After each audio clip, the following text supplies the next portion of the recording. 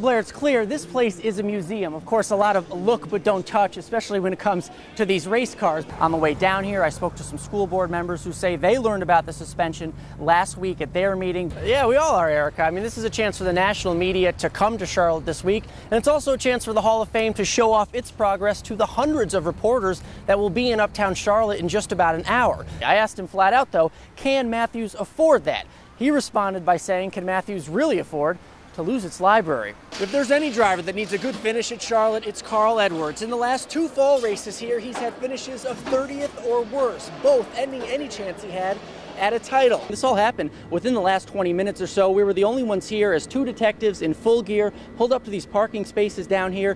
One thing to notice about today's test sessions are the different spoilers. This is the spoiler given out by NASCAR that will be used in races. But if you look one stall over, there's a different look. You can see Kurt Busch's Dodge has these metal stabilizers on the spoiler. I'm told that's because NASCAR only gave the teams two of the new spoilers to work with, so teams have resorted to making their own. Within the last few minutes, sources told us an officer entered the Wendy's restaurant and saw the suspect with a gun. At that point, the suspect took off toward the back of the restaurant where two other officers were about to enter. At that point, sources now tell us the first officer decided to open fire. On a cold night here at Lowe's, a real mixed bag if you were a chase driver. 3 chase drivers finishing in the top 5, a different 3 finishing 35th or worse. Let's start with Juan Pablo Montoya. Early contact with Mark Martin sent him to the back. He would eventually spin out, fall 2 laps behind, and finish 35th, likely ending his hopes for a championship. Now, the biggest question tonight on everyone's mind, how does he explain those positive test results? Well, Erica, for the last week, I've been trying to get that answer, trying to get Jeremy Mayfield's side of the story. This afternoon in his driveway, I got that chance. Hey, Jeremy, Alan Cavanna. From the driver's seat of his black pickup truck, Jeremy Mayfield went on the record about what NASCAR's called a history of drug use. Have you used methamphetamine? No, and I'm not going to say that anymore. I said no. I've never used methamphetamine. On Wednesday, NASCAR filed papers saying the driver tested positive once again for methamphetamine on July 6th. The documents even include an affidavit from the driver's stepmother that she's witnessed him use the drug at least 30 times, including once before a race at Darlington. Why do you think 2 tests came back for the positive use of methamphetamine? Well, why would you think 15 of them shows negative? We haven't seen those yet. I know, but we're going to see them. That's why I haven't been able to talk to you.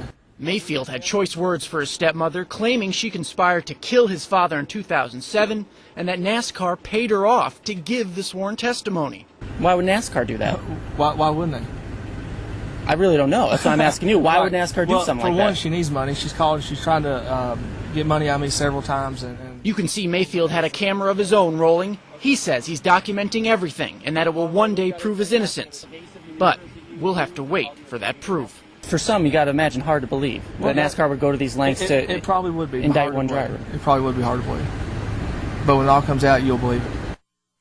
I called Mayfield's lawyer and NASCAR officials for comment this afternoon. Neither of those calls were returned. We're live in the Update Center. Alan Cavanna, Channel 9 Eyewitness News. This was the body we cut off that we had on the car, 2007. Jerome Aho has made a career of working with machines and building race cars. A quick look at his surroundings will tell you he's right at home in this garage. Home because Aho no longer has a job to go to. When I went in there and they said, well, we had our budget talks and we just don't have room for anymore. And they handed me a piece of paper. And that conversation came 1 month ago at the offices of Earnhardt Ganassi Racing. Racing legend Dale Earnhardt started the company more than 10 years ago and gave Aho a job as a shop foreman. But the economy forced the company into a merger and the cutbacks began. Aho read us his letter of termination. Your employment relationship with Earnhardt Ganassi Racing will be terminated effective January 6th. What do you think when you read that? Oh, it was like, I just sat there. I didn't know what to think. He's not alone. Racing insiders estimate more than 1,500 team members have been laid off since late 2008. Aho says he personally knows hundreds of them. Some of them have lost their homes. You know, some of them have working, you know, I know a couple guys working at a candy factory now. Because the thing is, they can't find jobs in NASCAR. The sponsors on the side of a car make or break the sport of NASCAR. Look at this small sample of companies associated with the sport and its teams in 2009. Nearly 1 dozen reportedly did not resign for 2010, replaced by fewer sponsorship dollars. And it's not only the NASCAR world suffering from a tough economy, it's everyone, including NASCAR's fans. And when fewer fans show up for a race like here at Charlotte Motor Speedway, everyone feels it.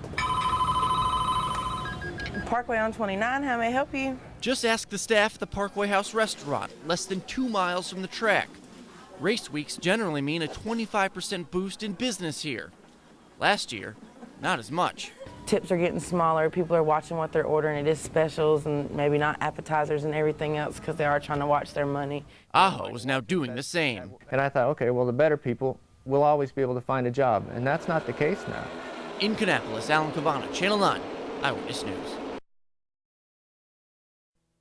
You'll find thousands of items on display at the NASCAR Hall of Fame, but it was historian Buz McKim who found them first. Whether it was pictures from the first NASCAR race in Charlotte, I've only seen 2 photos from that race before these came along. or finding a 1956 Chrysler race car. We found that up in Northern California, and I never thought we'd ever find one. McKim spent the last 3 years as part museum organizer, part treasure hunter. Every day was an adventure. You know, you didn't know what was coming up next. McKim was born into a racing family and grew up in Daytona Beach, the birthplace of NASCAR. Armed with decades of knowledge and a Hall of Fame to fill, he and other officials made a list of people to talk to and places to go. But when we got there, we didn't know what we would find.